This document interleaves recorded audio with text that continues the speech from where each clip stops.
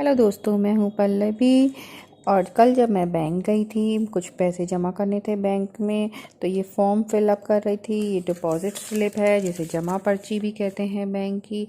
तो वहाँ पर मुझे एक लेडी मिली जो मुझसे पूछने लगी कुछ चीज़ें इसमें कि यहाँ पर क्या लिखेंगे, यहाँ पर क्या लिखेंगे, कैसे फिलअप करेंगे, किसको देना है। तो मुझे लगा कि चलो एक वीडियो इसी पर बनाते हैं। तो आज मैं आपके सामने यही लिखकर हाजिर हो गई हूँ। तो ये देखिए, ये मेरी बैंक की पासबुक है, यानी कि पंजाब नेशनल बैंक की। और ये मेरा है जमा पर्ची, जिसको मुझे मान लिया फिलअप करना है। मुझे कुछ पैसे जमा करने हैं बैंक में, तो उसके लिए ये जमा पर्ची या पे इन स्लिप भी बोलते हैं इसको, डिपॉजिट वाउचर भी बोलते हैं इसको। तो देखिए, अब हम इसे भरना शुरू करते हैं। तो देखिए दोस्तों, सबसे पहले आ जाइए आप। तो यहाँ पर ये जो पोर्शन होता है, ये डॉट डॉट डॉट डॉट देख रहे हैं ना, ये जब हम पूरा इधर और इधर फिलअप कर देते हैं तो ये हमें वापस मिल जाता है। यहाँ पर मोहर लग जाती है जब जमा हो जाते हैं पैसे, पर ये हमें ही भरना पड़ता है। तो देखिए, सबसे पहले हमें यहाँ पर, ये हमारी ब्रांच या शाखा है, तो हमें यहाँ पर लिखना होता है ब्रांच या शाखा का नाम। जैसे कि मैं आगरा में रहती हूँ, तो आगरा में किस एरिया की मेरी ब्रांच है, जैसे रावतपाड़ा या कहीं की भी उस जगह का नाम लिख देंगे यहाँ पर। या दयाल बाग, जैसे मैं मान लिया मैं यहाँ पे लिख देती हूँ दयाल बाग। तो देखिए, सबसे पहले हम यहाँ पर शाखा का नाम लिखेंगे कि कौन से एरिया की शाखा है। ज़्यादातर शाखा का नाम वही होता है जो उस एरिया का नाम होता है। जैसे अगर आप दयाल बाग जाएंगे तो दयाल बाग की शाखा होगी, कमला नगर जाएंगे तो कमला नगर की शाखा होगी, बेलनगंज की शाखा होगी। ये मैं आगरा के बता रही हूँ। और अगर आप छोटे एरिया किसी गाँव में या फिर किसी छोटे टाउन में रहते हैं, वहाँ एक ही बैंक है, तो यहाँ पर फिर उसके शहर का या गाँव का नाम आ जाता है। दूसरा, यहाँ पर डेट डालनी है। तो डेट डालने के लिए यानी कि तारीख डालनी है, तो तारीख डालने के लिए यहाँ पर तारीख आती है। जैसे आज मान लिया 12 तारीख है, महीना 9 का चल रहा है, और ईयर जो चल रहा है, साल, वो 2022 चल रहा है। तो एक एक खाने में, पहले 2 खानों में तारीख पड़ती है, दूसरे 2 खानों में महीना का नंबर पड़ता है कि कौन सा 9वां महीना, 10वां महीना। और अगर आपका 8वां 9वां महीना है तो 0 लिखिए पहले और फिर महीना डालिए, और फिर उसके बाद साल पड़ता है। तो 2000 करके ऐसे 22 ये इस साल चल रहा है। उसके नीचे आ जाते हैं तो ये देखिए, बहुत सारे छोटे छोटे खाने आपको दिखाई देंगे। यहाँ पर आपको अपना अकाउंट नंबर यानी कि खाता संख्या लिखनी होती है। जो आपका खाता नंबर है वो आपको पासबुक में मिल जाएगा। पासबुक में जो पहला पेज होता है, वहाँ पर आपका नाम, खाता संख्या सब कुछ लिखा होता है। तो वहाँ से देखकर एक एक नंबर आप इसमें खाता संख्या लिख दीजिए। ज़्यादातर ये पूरा फिलअप ही हो जाता है, यहाँ तक पूरा भर जाता है और आपकी खाते संख्या भी पूरी हो जाती है। उसके बाद खाता धारक का नाम लिखा जाता है, यानी कि जिसका खाते में पैसे डालने हैं उसका नाम लिखा जाता है यहाँ पर। उसका अगर कोई मोबाइल नंबर है या टेलीफोन नंबर है तो यहाँ पर लिख दीजिए। उसके बाद यहाँ पर पैसे लिखे जाते हैं कि हम कितने रुपए जमा करने वाले हैं। तो यानी कि हम जैसे मान लिया हम 1000 रुपये जमा करने वाले हैं, तो हम यहाँ से शुरू करेंगे। इधर तो पैसे रहते हैं, तो पैसे में तो ऐसे डैश लगा दीजिए। यहाँ से जैसे 1000, तो 1000 में 3 जीरो होते हैं, तो यहाँ से शुरू करिए ऐसे।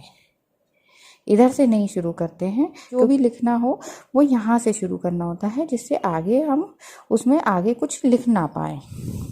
और यहाँ पर इसी को हम शब्दों में लिख देंगे, जैसे 1000 रुपये, बस।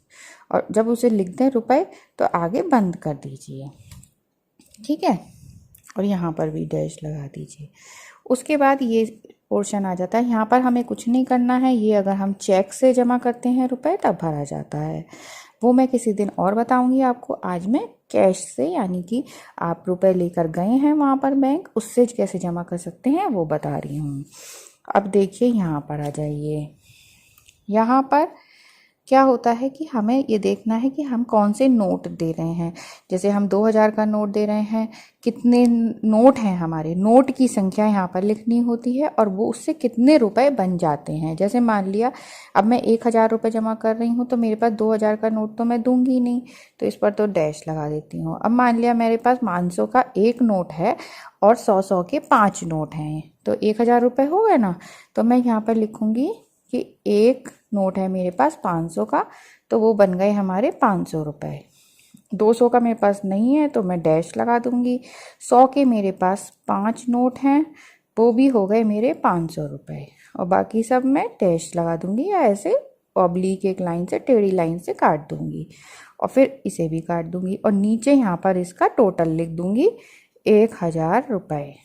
ठीक है, ये तो मेरा ये फिलअप हो गया। अब इधर की साइड आ जाइए, तो इधर भी हमें यहाँ पर डेट डालनी है, बिल्कुल वे जो भी डेट है वो यहाँ पर डेट डाल दीजिए। यहाँ पर 2 खानों में महीना डाल दीजिए और साल 2022। शाखा वही कौन सी शाखा में आपका बैंक है वो नंबर डालना है। यहाँ पर पासबुक में जो लिखा होता है खाता संख्या वो लिखनी होती है। यहाँ पे खाता का जिसके नाम में जमा करने हैं वो खाता धारक का नाम, यानी कि किसका अकाउंट है उसका नाम लिख दीजिए। नाम बिल्कुल वही लिखना है जो आपकी पासबुक में है, उसमें से देख कर ही लिखिए हमेशा, क्योंकि वही नाम चलता है। और यहाँ पर मोबाइल नंबर लिख देंगे। यहाँ पर एड्रेस यानी कि पता लिख दीजिए अपना। यहाँ पर राशि शब्दों में, यानी कि हमें जितने रुपए जमा करने हैं वो शब्दों में लिखने हैं बस। 1000 रुपये बस, और इसे ऐसे काट देंगे। और फिर उसके बाद हमें यहाँ पर कुछ नहीं भरना है, क्योंकि हम चेक से नहीं जमा कर रहे हैं। ये चेक वालों के लिए इधर भी होता है और इधर भी होता है। अब यहाँ पर हम अपने साइन कर देंगे, जो भी हमारे बैंक में हमारे साइन हैं। फिर उसके बाद हम ये ले जाएंगे, अपने पैसे ले जाएंगे, और वहाँ पर जो काउंटर होता है, जहाँ पर जमा का काउंटर होता है, वहाँ पर ले जाकर हम जमा कर देंगे पैसे। तो वो हमें वापस देंगे। ये ऐसे फाड़ देंगे स्लिप को और देखिए ये ऐसे 2 हिस्से कर देंगे। इधर एक मोहर लगा के वो उस पर लिख देंगे 1000 रुपये जमा, तो अपने पास रख लेंगे। और इस पर भी एक मोहर लगा देंगे और 1000 जमा ऐसे लिख देंगे। लाल रंग की मोहर आपने देखी होगी, तो वो लिख देकर आपको दे देंगे। ऐसे बस सिंपल तरीका है। हर बैंक में यही वाउचर होते हैं, यही जमा पर्ची होती है, इसी तरह से भरनी होती है। तो दोस्तों आपको कैसा लगा वीडियो आज का, ज़रूर बताइएगा। आज के लिए इतना ही, बाय बाय।